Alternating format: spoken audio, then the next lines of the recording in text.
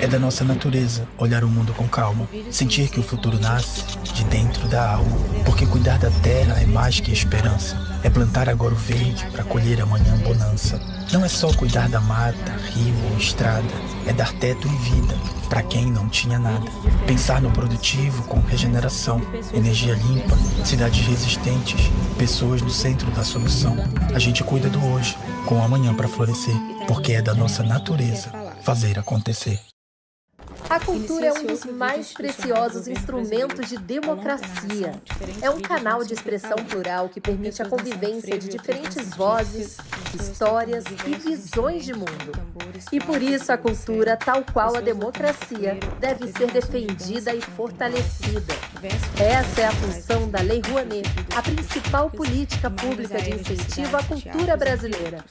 Com ela, perseguimos a missão de assegurar o acesso democrático à produção e à difusão cultural. Ao longo de mais de 3 décadas, a Rouanet permitiu que inúmeras iniciativas culturais, antes inviáveis, ganhassem o mundo. Revelou histórias, preservou tradições e transformou vidas. Lei Rouanet, há 33 anos, tornando a cultura brasileira mais plural, acessível e democrática. Casal de dançarinos se olham sorridentes. Uma banda orquestrada para de tocar. Logos: Lei Rouanet, Ministério da Cultura.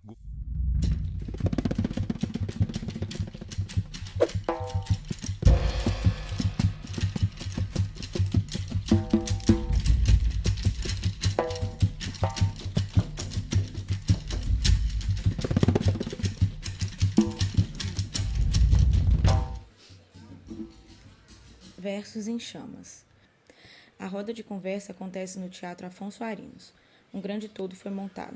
Ele abriga as diversas cadeiras da pessoal. plateia e ao fundo Alegria do palco, enorme estar onde aqui com ocorre a roda de vocês. conversa. Uma grande O palco possui honra uma longa mesa poder branca, os convidados conduzir se a assentam de atividade trás agora. dessa Uma mesa. honra e Frente ao uma lugar, a surpresa cada um também, assento né? colado na mesa de Porque, frente para a plateia. Há uma caixa tendo- transparente de acrílico acreditando que por carrega muito os tempo da minha livros vida que cada um eu escreveu, seria bem como poeta, seus tudo que eu nomes. consegui publicar Ao hoje fundo, mais compondo o relevante cenário, até há um hoje toldo foi grande em prosa. xadrez de tom vinho e azul escuro. E me colocam À para hoje direita, há conversar um pouco banner sobre grande em tom de roxo, poesia. verde e laranja, Talvez porque onde se lê justamente literatura, eu gosto de encruzilhada e a pensar que poesia e desumanização. prosa não são E no coisas alto, tão acima da mesa e distintas dos assim, ou não convidados, precisam há uma ser grande coisas tão faixa distintas vermelha, assim. cujo no canto E direito por lê-se ter terceiro flip essa paracatu. vontade de um dia Da ainda esquerda para a direita, a me primeira lançar pessoa mais sentada poeta é do a que Mara a Moura, prosadora que eu tenho uma mulher sido. branca de cabelos Né? cacheados, E escuros, aí cujo comprimento me lhe trazem vai esse até os desafio ombros. de Ela poder traja blusa mergulhar bege nas de mangas obras de curtas 3 e gola figuras rolê. incríveis. Leva no pescoço Roberto, que crachados acabo de participantes conhecer do aqui evento. com o Flip Paracatu, né? Mas Paulo Scott, que eu conhecia pela prosa, hoje a gente vai falar um pouco sobre a poesia dele, e Fernanda também, que conhecia como editora, ainda não tinha lido como uma autora, mas foi uma grata surpresa. Quero, inclusive, começar com você, Fer. Estava dando uma olhada nas suas produções, né? E uma coisa que se destaca, que se chama muita atenção na sua produção, é justamente a sua capacidade de fazer poesia a partir de materiais muito díspares, né? Então a gente tem aqui um livro muito belo, né? Selfie Purpurina, falando sobre carnaval, então, uma visão muito peculiar e pessoal sobre a construção dessa grande festa, os inúmeros personagens que vão construindo essa festa, né? Alguns poemas muito divertidos. E ao mesmo tempo, você tem um outro livro dessa cor, né, que uma parte deles, pelo menos, dos poemas desse livro, foram compostos em cima de cartas de alforria, cartas de liberdade do século XIX. Né? Então, é um lugar muito alegre, às vezes um lugar de uma memória incômoda, dolorosa, ou como é para você olhar para esses tantos materiais diferentes e construir sua poesia a partir disso?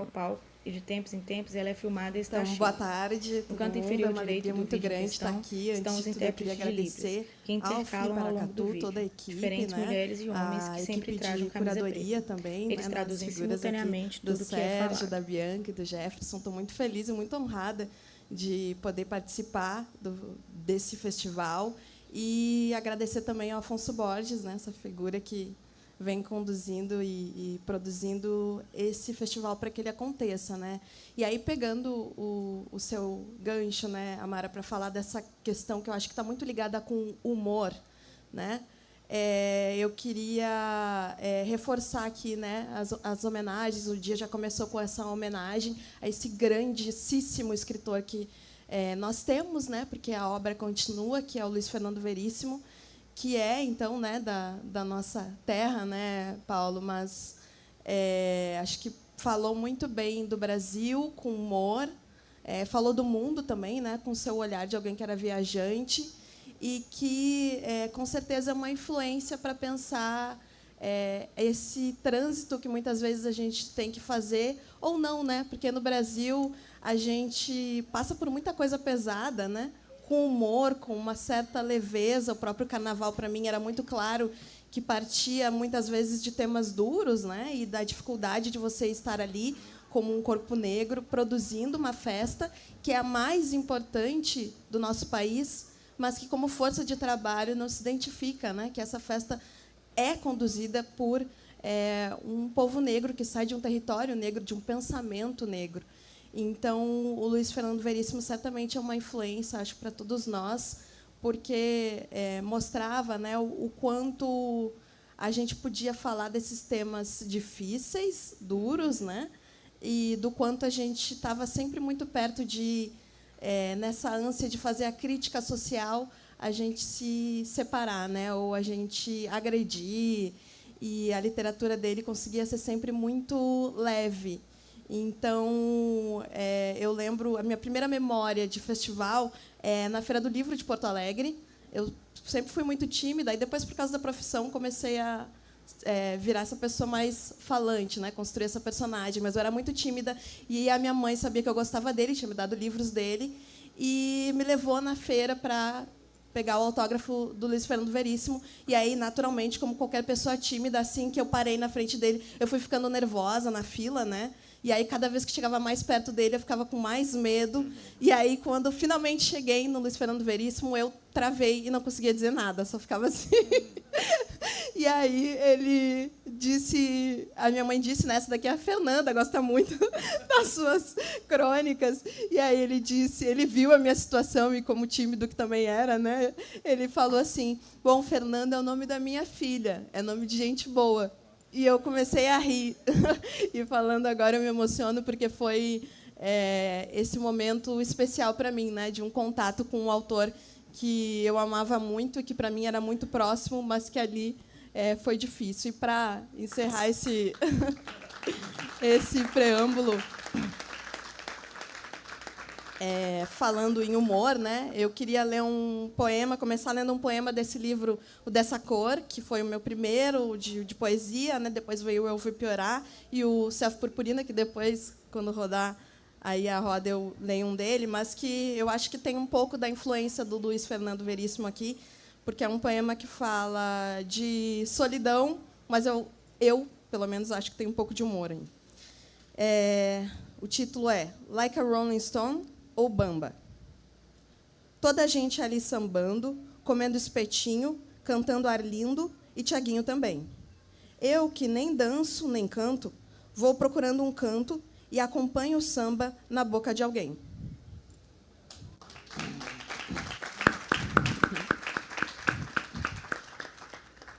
Delícia te ouvir. Separei aqui alguns poeminhas seus também para depois ler e encantar a nossa audiência muito querida. Conversar com o Paulo agora, trazer o Paulo para o jogo. Paulo, assim como eu, também mais conhecido como prosador, mas ele também gosta muito de se pensar como um poeta, né? E estava cortou nessa antologia dos seus poemas, são 25 anos de poemas publicado, né? Publicados, Sanduíche de Anzóis, né? É uma antologia muito interessante. E vai ter momentos, inclusive, desses textos em que você vai falar que a poesia, quando você foi privado dela, você adoece, né? Então, de alguma forma, a falta da poesia escrita e lida te faz mal. Vai contar um pouco também sobre como a timidez e a gagueira da infância te levaram à poesia, te ensinaram, te apresentaram a poesia, fundaram um poeta em você. Queria que você contasse um pouco dessa relação com a palavra poética, né, e com o seu eu poeta, né, que você está apresentando ao mundo depois de tanto tempo, né? Parece que ficou um pouco guardado, é isso? Bom, Obrigado pela presença de vocês. Estou muito feliz de estar nessa mesa, porque faz muitos anos mesmo, vocês não têm ideia, que eu não faço parte de uma mesa de poesia. Eu acho que já tem uns 12 anos, então eu estou muito, muito feliz. Tem tanta coisa para dizer aqui, mas antes agradeço a Sérgio, a Bianca, a Afonso, a Jefferson, pelo convite, pela oportunidade de estar aqui com essas 3 pessoas queridas e lindas. Eu tenho, até os meus 9 anos, era uma criança extremamente gaga, um menino extremamente tímido, e a minha mãe teve a lucidez de me botar numa psicóloga, e aquilo ali me ajudou muito, aquelas conversas, né? Porque meu pai é um cara muito justo, aquela coisa, né? Um homem negro que não baixa a cabeça para branco, ainda mais no sul do Brasil, ele tem que se impor um código de postura que é muito complicado. E aquele código do meu pai ele foi duro demais para mim, né? Que era o filho mais velho, enfim. Né? Com o André, a coisa foi um pouco mais atenuada. E aí, em algum momento, eu travei e não consegui destravar mais. Né? Meu pai dizendo para eu falar correto, né? Fala correto, lê correto. Uma cobrança, enfim, importante. Né? Só que aí, então, eu acabei, de algum momento, eu começo a escrever poesia aos 12, e ter me apaixonado pelas palavras me ajudou muito, porque a pessoa gaga, ela nunca deixa de ser gaga, né? Ela está sempre tentando procurar a palavra que não vai fazer ela trancar. Então, tu tem que ter um léxico, um vocabulário e um ritmo, sabe? Senão, não vai, né?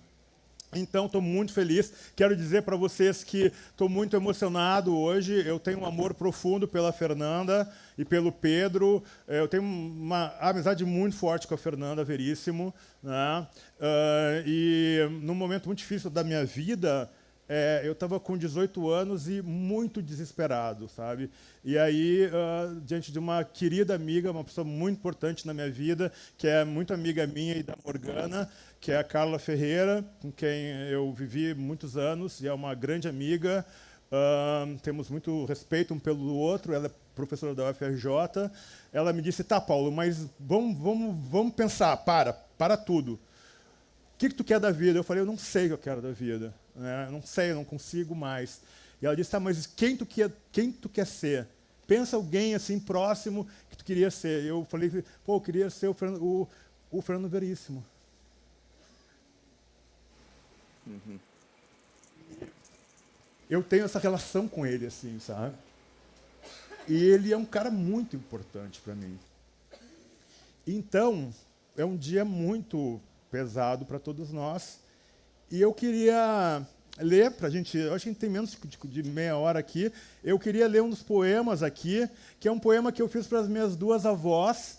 Né? A parte de mãe, a avó Isolina era Ialorixá do candomblé, do batuque, e a avó Etelvina, que eu era apaixonado, que foi quem me criou, né? Meus pais trabalhavam fora, enfim. A minha avó era neopentecostal. E eu ficava griladaço com aquilo ali, porque a mãe católica, né, meio espiritista, assim, né, eu ficava pirado com aquela coisa na igreja neopentecostal tinha um monte de gente negra. E na Divino Mestre, que era católica, não tinha gente negra. As pessoas negras ficavam nos cantos, entendeu? Que é uma igreja meio classe média, assim.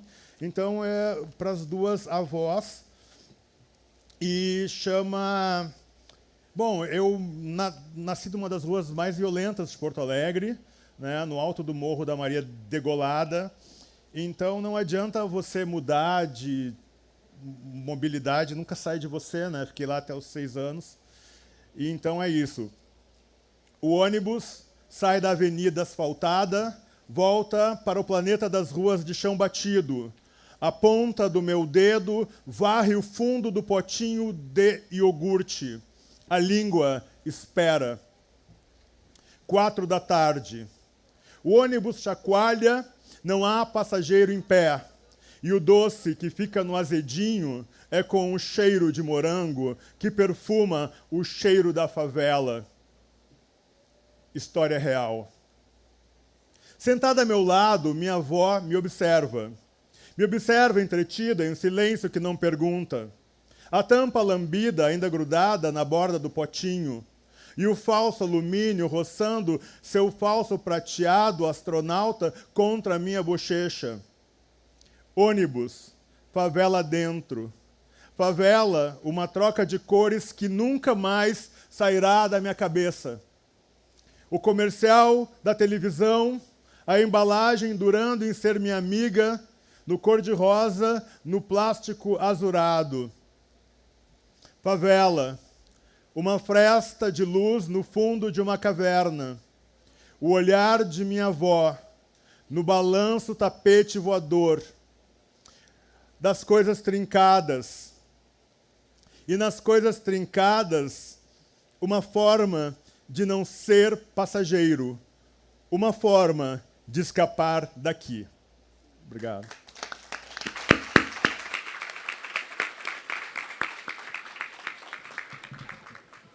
É justamente o poema que eu tinha separado. Inclusive aqui, nossa, eu achei muito bonito essa relação, né?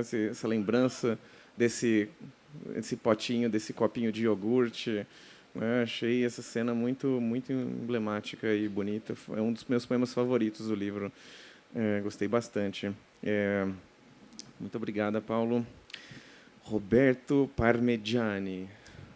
Ontem a gente estava conversando, a gente se conheceu no primeiro dia aqui do Flip Aracatu, aí a gente estava conversando no hotel, perguntei para você o que você faz, né? Você falou que escreve sobre educação, pedagogia, e de repente eu olho para a programação e vejo que a gente vai estar na mesma mesa e você vai estar na mesa de Versos em Chamas.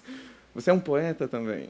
E aí você falou para mim, contou para mim que você também era um poeta, né?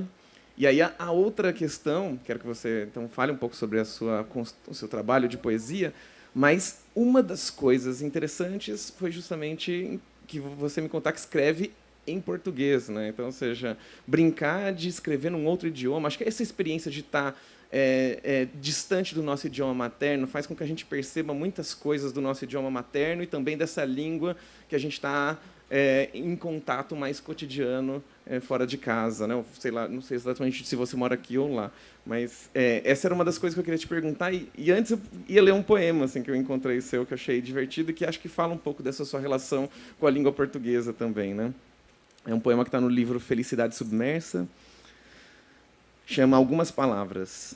De algumas palavras gosto, além do significado, pelo som que, pelo ritmo que, pela intensidade que distribuem no meu corpo. Arara, borboleta, camuflado, delicioso, consolidar, tropeçar, imoral, rodoviária, morno, constrangido, gargalhada, guarda-chuva, emaranhada e pez.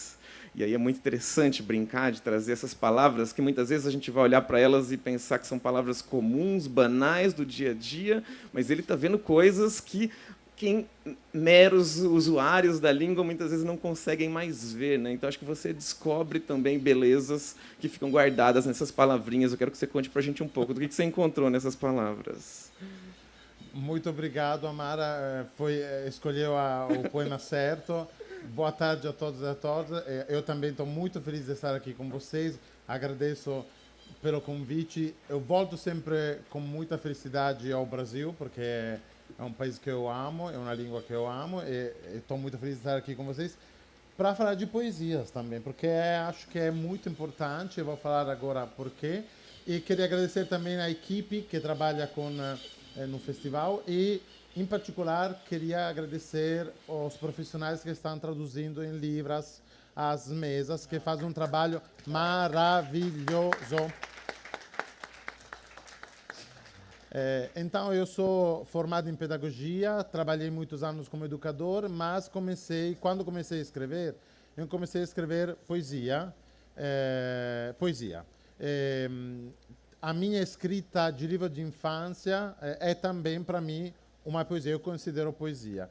E realmente, a experiência de escrever... Eu morei no Brasil 2 anos, em 2004 e 2005, voltei para a Itália, mas fiquei ligado ao Brasil, continuei tentando de falar um bom português, e comecei também a escrever, e a história me levou até encontrar uma editora brasileira.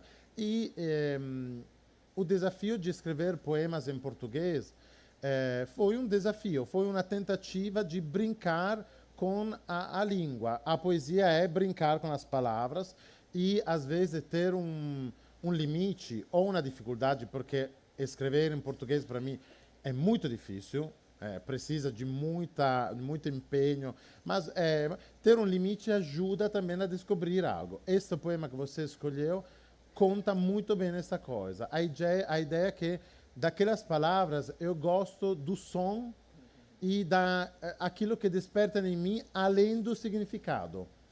E é o poder das palavras que nós usamos.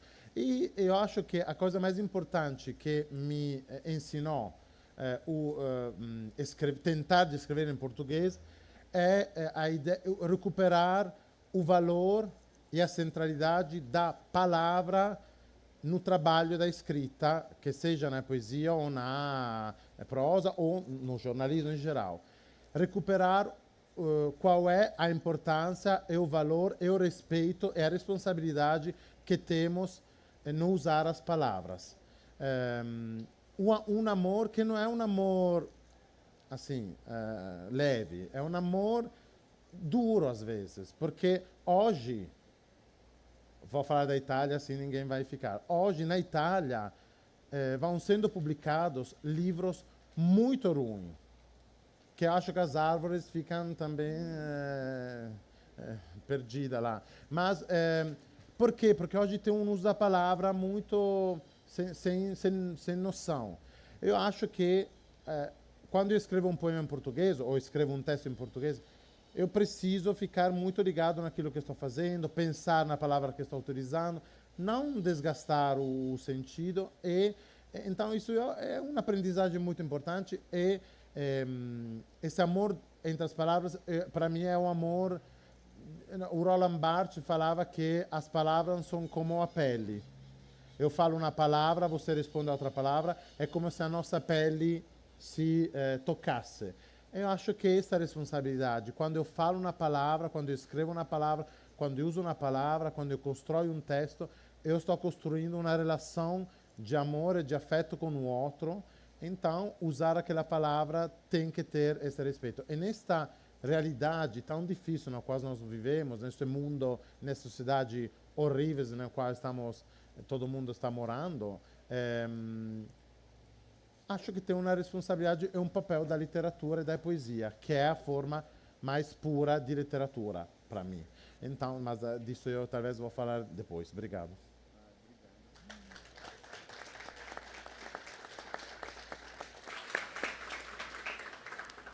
Fernanda, querida, tinha separado aqui 2 poemas para a gente conversar, e um deles mas acho que eu vou para um outro caminho agora. Eu estava falando do carnaval, né? E a impressão que eu tive lendo Selfie Purpurina é que você é uma figura apaixonada pelo carnaval, mas que, posso estar enganada, isso me corrija, vê no carnaval de fora, assim, como alguém que não... Tem alguns momentos assim que você fala, na oficina eu acompanho a dança com os olhos, né? Parece que é uma garota que gosta de rock, né? Não sei, eu fiquei com a sensação de que você está como se tivesse um pé dentro por uma tradição familiar e um pé fora, e visse e admirasse essa grande festa, esse grande espaço, né? Com um pé dentro e um pé fora, talvez. Né? E, ao mesmo tempo, aqui é um livro que vai falar da festa, mas vai falar desse aspecto de uma festa que para muita gente é um trabalho, né? Então você vai falar sobre esse bastidor dessa festa, né? Eu queria que você comentasse um pouquinho sobre isso, né? O que é o carnaval para você? O que é o carnaval que você trouxe para o Selfie Purpurina? Ótimo. Faz sentido? Total. Eu gosto muito desse eu lírico, que é sempre outsider, assim, né? Eu acho que tem a ver comigo, mas também não. Uhum. E eu vinha de 2 livros que eu ouvia muito isso e eu não tenho problema em ouvir isso, tá? Que era, foi um soco no estômago, foi um tapa na minha cara.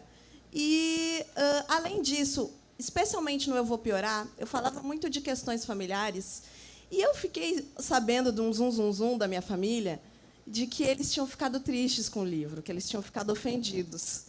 E embora seja um eu lírico, não seja a Fernanda, eu brinco muito com esse eu lírico Fernanda que aparece nos poemas, fazendo coisas, mas não necessariamente sou eu.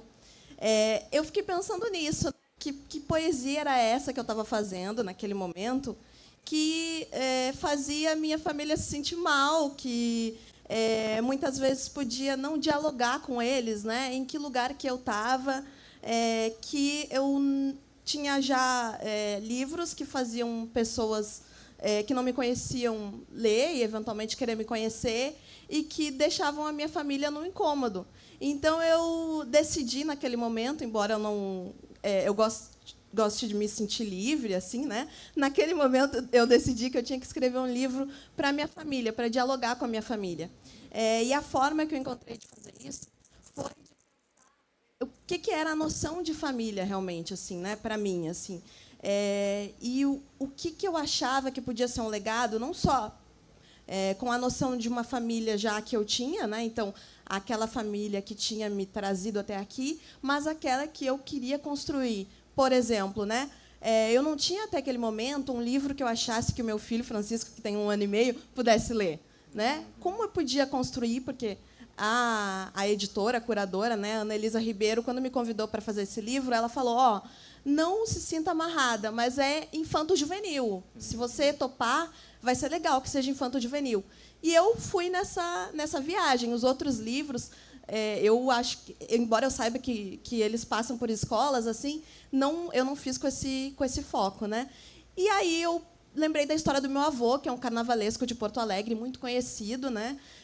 E que, a partir dele, né, eu podia conduzir uma história que tem a ver com a minha família, porque todo mundo se sentia implicado pelo Carnaval de Porto Alegre, que é um carnaval negro e, portanto, muito segregado, e eu não vejo isso como uma crítica, é um dado objetivo, muito pobre. Então, ele não tem aquela beleza que a gente está acostumada do Rio de Janeiro, né? As fantasias são feitas com muito mais desejo de beleza do que aquele espetáculo que a gente está acostumado a ver quando se fala em carnaval.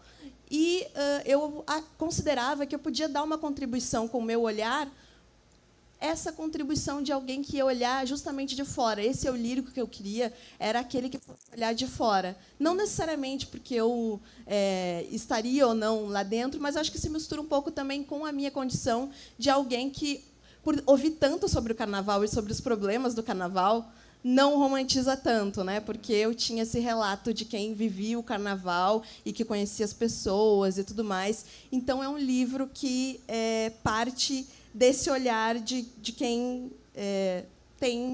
sabe que há críticas e que é duro o trabalho e não necessariamente reconhecido.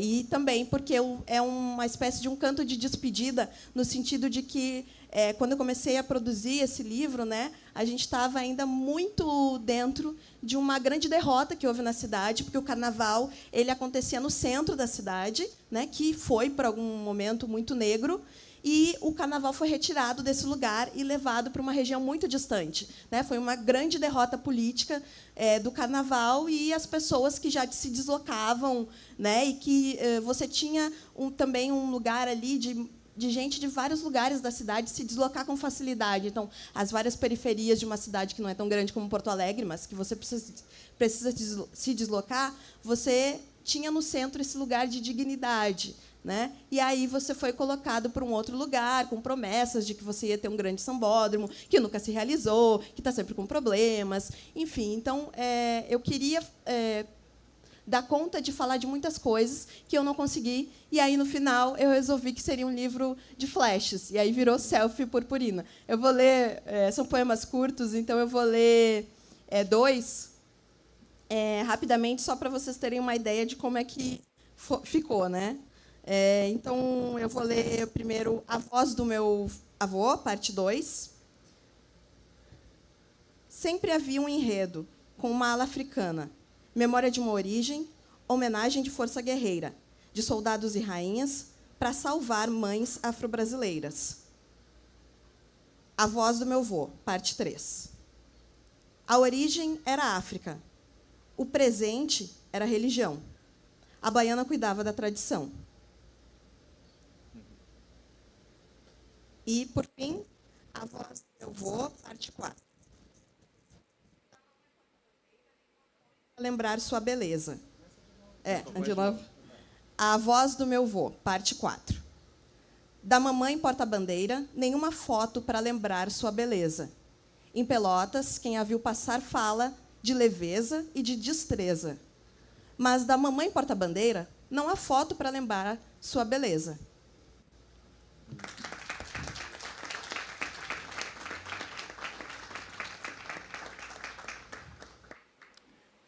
Paulo, querido, uma das coisas que eu estava pensando enquanto lia seus textos, né, eu achei alguns de um lirismo muito tocante.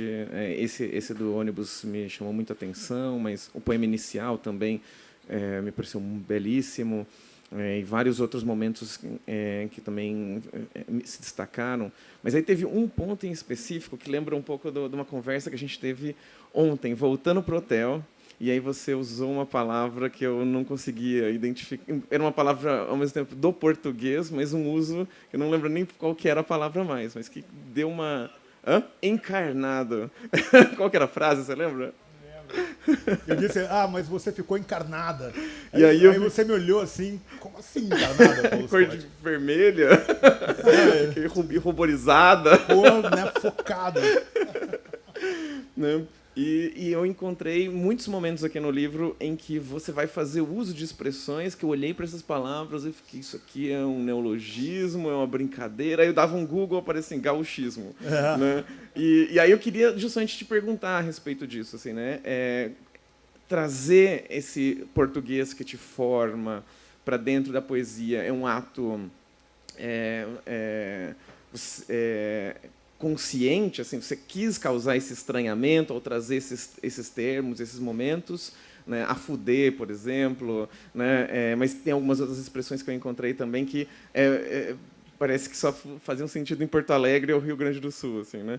E aí eu queria justamente pensar se isso é um método, se isso é parte da sua escrita, se isso é algo que acontece e muitas vezes você só vai se dar conta de que isso é algo que é um jeito tipicamente gaúcho de falar a posteriori, né? Ou se você constrói já com isso na cabeça, assim, né? Querendo trazer essa fala que o resto do país vai estranhar e vai ficar ali tentando decifrar os sentidos. A fuder é quando algo é muito legal. E é muito punk gaúcho isso. Tem um poema meu que ele é muito... rolou em Porto Alegre, até foi puxado. Poema das antigas. Assim, nos lugares, muito a fuder. Noutros, muitos advogados.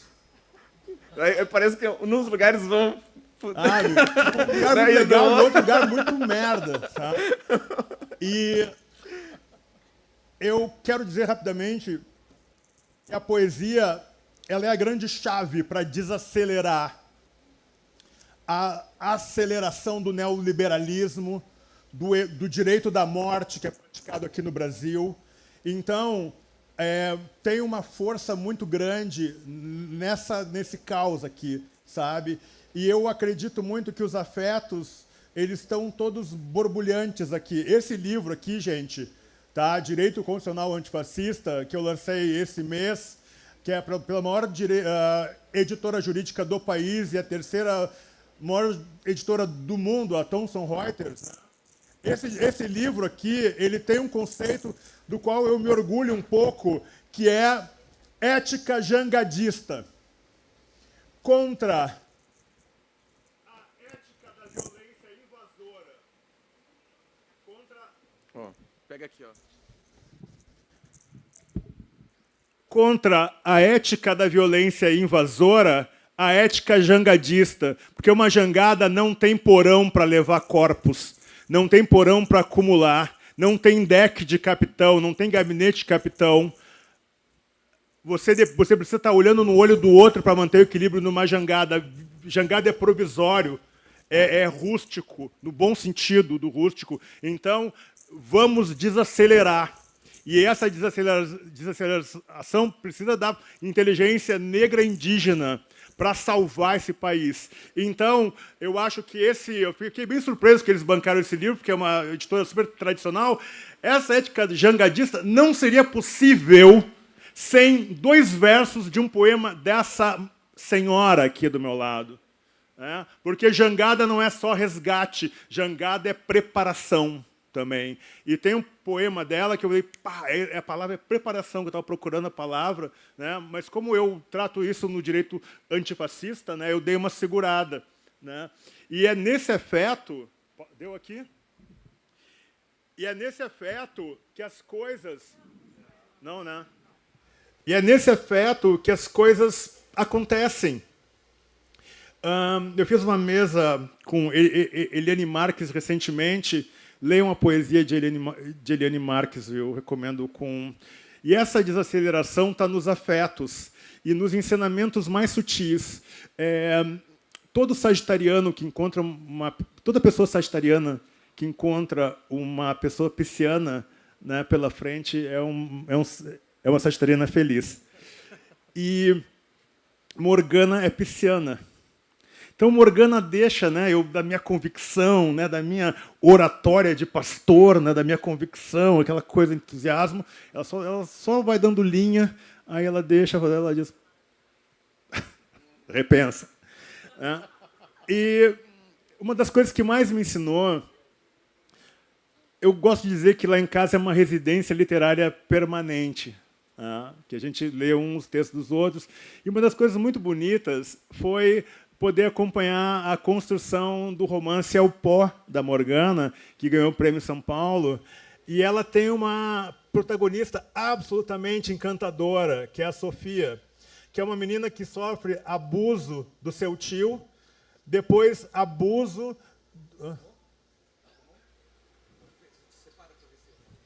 Alô? Obrigado, queridão. Abuso do seu namorado. E ela não quer se vingar. E eu falava, mas Morgana, não é possível essa personagem. Quer dizer, é possível e está muito bem construída, mas você sabe que quem está te lendo vai querer essa personagem querendo vingança? E a Morgana disse, não é isso que essa personagem, a força dela não está nisso. Né? E o romance é maravilhoso. E nesse encantamento, eu escrevi esse poema, né, Extremosa. Eu acho que eu escrevi esse poema em 2016, eu acho, né? Que chama Personagens de Morgana, e é um super hit da orquestra literária, né? Que eu faço com os meninos lá. E eu vou ler rapidinho e já passo, tá?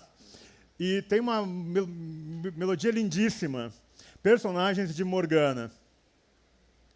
Para os outros, era improviso, desjeito natural, cortina do próprio desejo.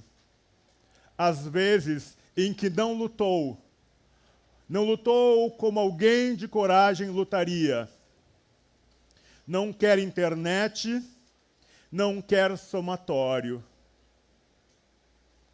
Espalhando na casa versos que não precisam de vingança. Sobrevivendo à chuva dos julgamentos, sobrevivendo à chuva, isso é muito importante, dos linchamentos. Enquanto recolho teus adesivos, teus pratos, tuas canecas, tuas pétalas, e na palavra pétala, almoço os restos que você deixou.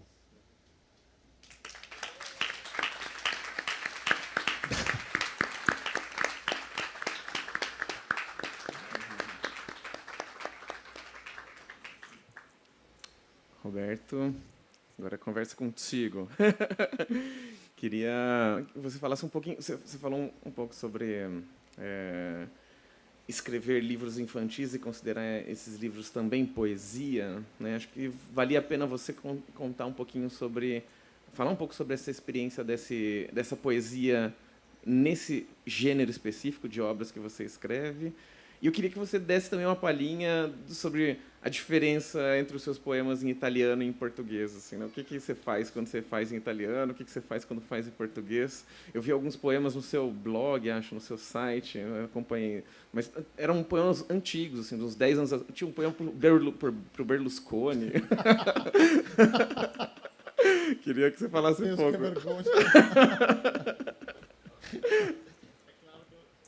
Claramente os meus poemas portugueses são melhores e mais bonitos. Se falei de Berlusconi, não lembro nem mais. Tudo bem. Vamos começar a literatura infantil. Tá bom. Vou com esse aqui. É muito legal. Olha, eu vou contar uma coisa. Antes dessa mesa, eu estive em um encontro, fiz uma leitura com um grupo de pais com crianças autistas, aqui atrás. Foi uma experiência que a FLI me proporcionou e foi maravilhoso para mim, pessoalmente. Por quê? Porque estava uma bagunça incrível, todo mundo fazia aquilo que queria, porque tem que ser assim, porque não tinha problema em fazer, mas nós conseguimos ler juntos um livro tátil, um livro que não tem palavras, mas tocando você consegue contar uma história. O que é mais poesia que isso? O que é mais poesia que a possibilidade de um grupo de pessoas tão diferentes, que não falam, que gritam, que não conseguem ficar sentadas, que estão sofrendo, consigam contar uma história sem palavras, ou usando a palavra do outro, porque essa é a coisa que faz a poesia. Te oferece as palavras para dizer aquilo que você sente quando você não tem palavras para dizer isso. É uma coisa muito importante. Então, para mim, a literatura infantil é poesia, na maior parte das vezes, porque tem essa coisa de ter textos muito curtos, textos nos quais as palavras são muito importantes, são textos acessíveis, que não significa simples. Ou melhor, se significa simples no sentido de não tirar o conteúdo, mas torna o texto mais acessível. E nessa escolha de poucas palavras, é como se você recolhesse o mar em um copo. Então, você tem tudo aí dentro em poucas palavras. Então, para mim, a literatura infantil é poesia. Eu estou muito feliz hoje de estar aqui nesta mesa e também de colocar aqui nesse festival a literatura infantil, que não é uma literatura menor, mas é uma literatura que tem um espaço dele. Voltando aos poemas, eu escrevi um livro que se chama Pareço Comigo Mesmo, que é o livro infantil de poemas italianos, no qual eu tento de... é uma poesia mais voltada para dentro, para dizer aquilo que eu achava que era ou que podia ser. A poesia que eu escrevi em português veio depois, mas não tem diferenças. Claramente, quando eu escrevo em italiano, tenho uma fluidez maior, porque consigo brincar mais com as palavras. Com o português, acho que é uma poesia mais ligada ao real, à vida concreta. Tenta de dizer aquilo que nós vivemos de um jeito mais literário. E nisso eu acho que tem uma resposta a uma pergunta que eu vou me colocando na cabeça. Qual é o valor da... Já termino. Qual é o valor da literatura nesse tempo? Tem um papel a literatura? Tem um papel a poesia? Eu acho que tem, sobretudo nessa época, nesse mundo, nesse tempo no qual tem pessoas que querem que nós tenhamos muito medo. Medo do outro que é diferente de nós, medo do futuro, medo de tudo, e nesse medo eles podem fazer aquilo que eles querem, porque nós ficamos ali. Acho que a poesia é um jeito de enfrentar este medo. Então, eu escrevo, eu acho, para não ter medo, ou melhor, para sentir aquele medo, mas não parar e ir em frente, esperando que, ao meu redor, alguém lendo aquela poesia, aquele texto, aquela literatura, possa não ter medo e se juntar.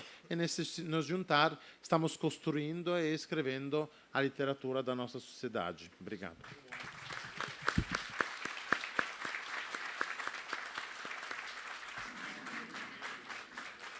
Para terminar, pensei agora em fazer uma rodadinha de cada um ler um poema, pensando nesse título que nos deram para a mesa, né? Versos em Chamas. O que vocês trariam de vocês aí, se a gente jogasse assim na lata para vocês, assim, né? O que vocês têm aí para incendiar aqui a nossa plateia?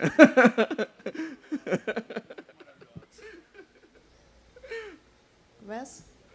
Então, eu tenho um bem curtinho eu aqui. devia ter combinado isso com eles antes. Não, eu vou ler um bem curtinho, do Eu Vou Piorar, de Madeira e Marfim, e depois Capoeira. Então, assim, bem coisa de poeta, né? Um é o sentido figurado e um é fogo mesmo, tá? Então, vamos lá. De Madeira e Marfim. O raio que invadiu nossa casa fez você cuspir fogo além da conta. Agora cuida de queimaduras como quem planejasse minha mudança de pele. Estão prontos? Não, vou ler o próximo, estou dando um tempinho para vocês. Capoeira. Fernanda, você tem que admitir, não há tão boas escritoras quanto homens, porque você mesma admite, havia impedimentos. E as mulheres começaram a escrever mais tarde. Eu disse publicar, que seja, mas elas, o teto todo de vocês, não tinham. Escreviam e viviam. Diga uma que se iguale a Joyce e a Hemingway. Eu digo 10. Te peço uma. Eu.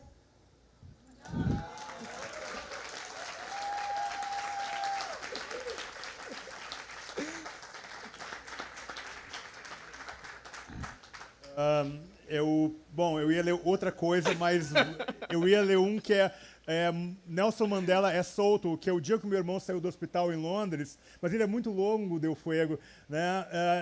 E aí foi o dia que o Nelson Mandela foi solto, a gente morava em Londres, e ele saiu do hotel, e a gente...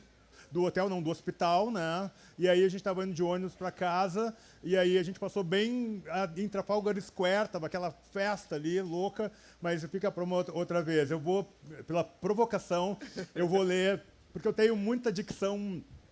Eu tenho, esse poema é baseado numa querida conhecida, né? E ela era do litoral, de uma família de pescadores, e esse poema é um pouco ela, também um pouco eu, assim, tem uma androginia nesse poema.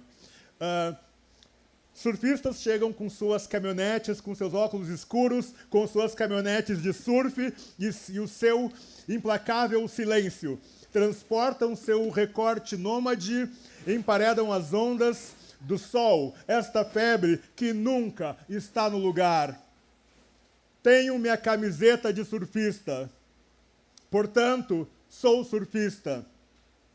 Para mim, o surf é anseio. Durante a temporada de pesca artesanal, eles somem. E eu caminho até o mar com esses mamilos exagerados à mostra, espólio da solidão, espalho e planto na areia pés que mal sabem nadar, e chamo de calmaria o que me tortura, essa miniatura no peito, no fundo do peito, outro batimento antes da invasão e da explosão.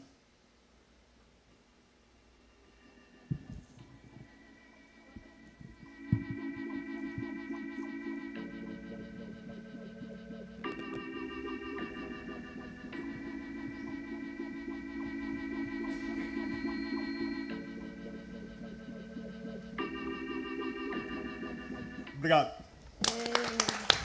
Estou um pouco baixinho, mas... Enfim, é que com a banda, né, eu falo explosão e entra essa coisa, né, que vai dando uma onda, cara.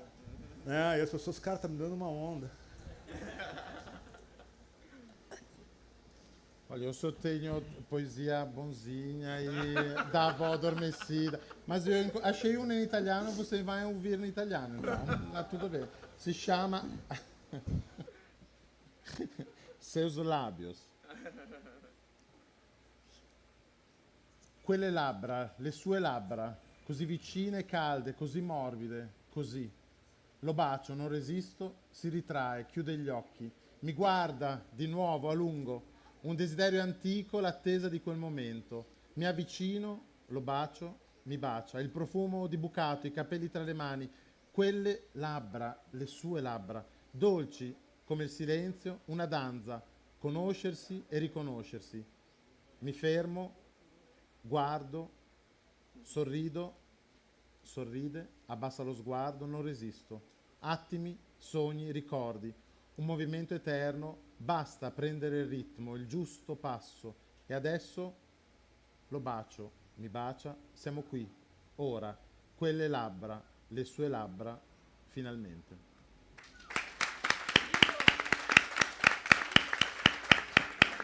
Esses vão ter que aprender italiano para traduzir.